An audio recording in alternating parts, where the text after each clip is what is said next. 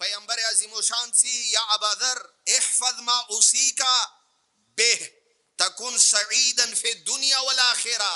پیغمبر د سینی څه دنیا د پاره صرف آخرت د پاره ونی. کسا دین د اسلام دین نه صرف د دنیا والا دین دی نه د آخرت والا دین دی نه د هندویزم ریاضت راخلی تکلیفونه راخلی. عجیب دین پروردگار عالم مترا کړی دی.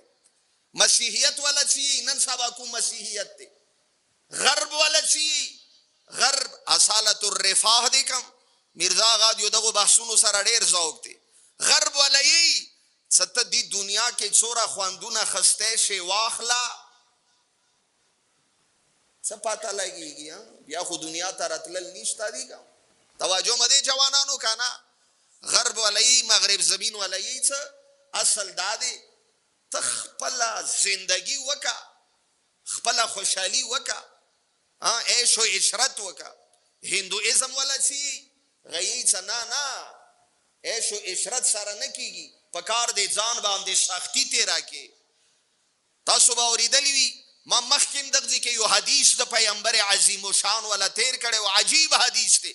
اسلام یې څه نه غرب مانو نه د شرق والا مانو مود څه مانو مود اسلام مانو توحید مانو قرآن مانو. قرآن درته یې څه هم دنیا د پر تلاش وکړه. پیغمبر عظیم و شان عجیب حدیث دی. پیغمبر درته یې واعمل اعمل لدنیاک کأنک تعیش عبدا. خپل دنیا د پر دوره کوشش وکا گویا تد سارا مارک شتانه دی کا. خپل دنیا د پر دوره کوشش وکا او خپل آخرت د پرام د سی تیار روسا کا. سکوم ته مم در باندې مارګ راشي ډار د نوی دیتا د اسلام نوی لیشی هم دنیا هم آخرت.